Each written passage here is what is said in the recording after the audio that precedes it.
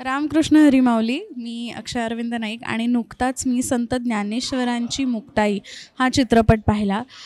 चित्रपट पाहिल्यानंतर माझ्याकडे खरंच काही शब्द राहिले नाही आहेत, कारण मन भरून आलं आणि प्रत्येकाचं काम इतकं भावलं आहे मनाला, की ते एक म्हणतो ना, एक चित्र डोळ्यासमोर राहिलं आहे अजूनही.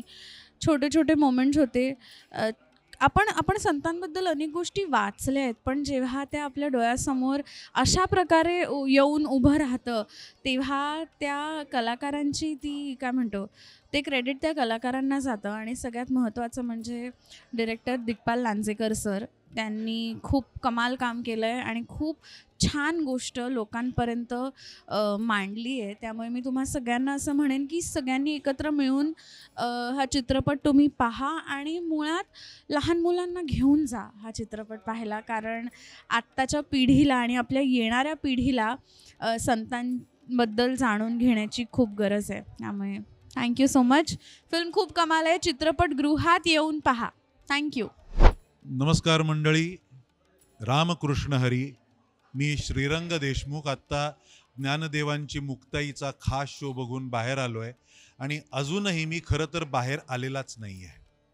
मी अजूनही त्याच काळातल्या त्याच फ्रेम्समध्ये आहे, कारण ज्ञानोबा माऊलींच्या समाधी प्रसंगाच्या वेळेला जे काही एका गीतातून आमच्या मित्र दिग्पालनी प्रसंग उभा केला आहे, तो इतका अप्रतिम आहे, इतकी अनुभूती ती खोलवर पोहोचणारी आहे की त्यातून इतक्या सहजासहजी पटकन ऑडिटोरियममधनं बाहेर आलं लॉबीमध्ये इतकं सोपं ते नाही आहे. कदाचित अजून बराच काळ हा, ज्याला आत्ता मी चित्रपट म्हणतोय, पण तो चित्रपट नाही आहे, ती आपली संस्कृती, ती आपली परंपरा आहे, ज्यातून बाहेर पडणं काही पुढचा काळ तर मला ह्या विषयाशी निगडीत शक्य नाही आहे. माझी खरंच हात जोडून सर्व रसिक प्रेक्षकांना, मग ते कोणत्या भाषेचे आहे ते महत्त्वाचं नाही आहे, कारण चित्रपट सबटायटल युक्त आहे, इंग्लिश सबटायटल्स आहेत. कृपया हा चित्रपट म्हणून नका बघू, तर आपली भारतीय किंवा आपली महाराष्ट्रीय संस्कृती काय आहे, आपल्या परंपरा काय आहेत, या मातीमध्ये किती विविध प्रकारचे संत जन्माला आले आणि त्यांनी काय काय आपल्या समाजाला दिलं आहे, हे जर जाणून घ्यायचं असेल तर माझ्या मते दिग्पालनी आणि त्याच्या संपूर्ण टीमनी उत्तम काम केलंय म्हणण्यापेक्षा माऊलींनी ह्या सगळ्यांकडनं त्यांची निवड स्वतः करून हे काम करून घेतलं आहे असं मी म्हणेन. त्यामुळे त्याचं क्वालिटेटिव्ह ॲनालिसिस करण्याची माझी पात्रताच नाही. जे आहे, जसं आहे, जिथे आहे त्याच्यात उणं दुणं काढणं हे इतर चित्रपटांसाठी ठीक असतं, पण ह्या एका विशिष्ट विषयावरच्या आणि ह्या 4 संतांच्या वरच्या चित्रपटाबद्दल काहीही बोलणं शक्य नाही. ती अनुभूती स्वतः घ्यायला पाहिजे, ते रोमांच स्वतः अनुभवायला पाहिजेत. आंबा स्वतः चाखल्याशिवाय, सध्या आता आपण एप्रिल मे महिन्याकडेच आहोत, आंब्याची चव स्वतः घेतल्याशिवाय त्याची गोडी कळत नाही. म्हणून मी हात जोडून तुम्हाला पुन्हा एकदा माऊलींच्या स्मरणाने प्रार्थना करेन की कृपया कृपया कृपया जिथे शक्य होईल तिथे जाऊन हा चित्रपट म्हणून नका बघू, तर हा आपला इतिहास म्हणून, ही आपली परंपरा म्हणून आणि ही आपली संस्कृती म्हणून त्याच्याकडे बघा.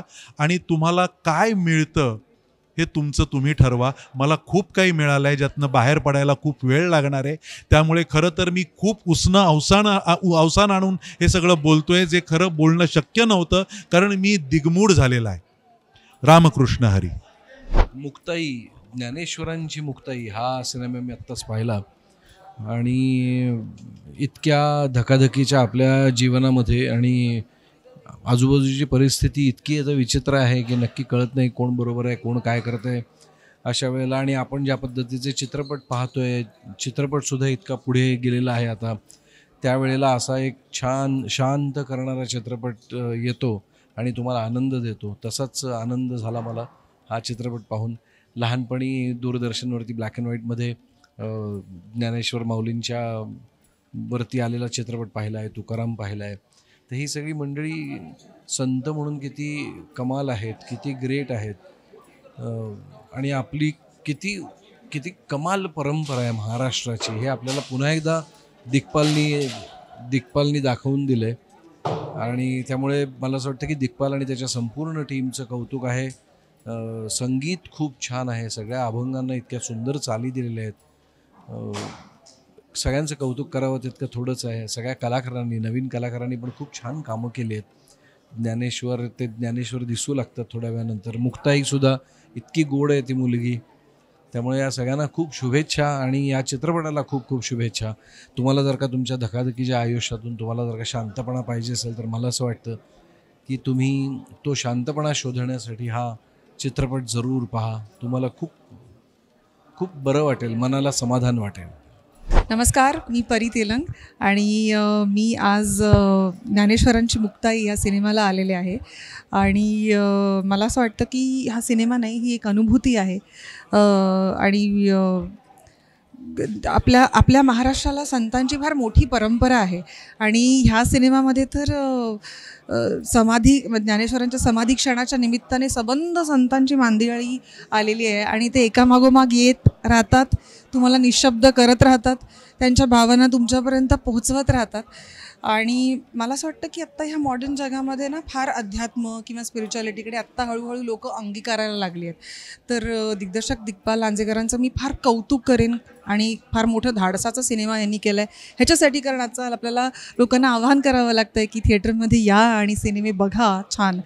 तर कारण बऱ्याच वेळेला मला असे म्हणजे संतांवरती जेव्हा सिनेमा होतात तेव्हा त्याची अनुभूती आतपर्यंत पोचणं जरा डिफिकल्ट असतं. पण हा प्रभाव टाकणारा सिनेमा आहे की जो राहतो तुमच्याबरोबर. आणि माझा अत्यंत लाडका क्षण म्हणाल तर ज्ञानेश्वरांच्या समाधी क्षण जो काही चित्रित केलेला आहे त्याच्यामध्ये सगळंच आपण म्हणतो की दुग्धशर्करा योग असल्यासारखंच झालं आहे. कारण एक एक संत येत राहतात, त्यांच्या भावना तुमच्यापर्यंत पोहोचवत राहतात आणि त्यांची शिकवण आणि त्यांचं सांगणं हे काही अध्यात्म म्हणजे काही फार वेगळं नाही. आपल्या रोजच्या आयुष्यात आपण वागत असताना काय करायचं आहे, काय अंगीकारायचं आहे, अत्यंत सोपं तत्त्वज्ञान ज्ञानेश्वर म्हणजे तर फार मोठे फिलॉसॉफर अगदी मॉडर्न ह्याच्यात सांगायचं तर.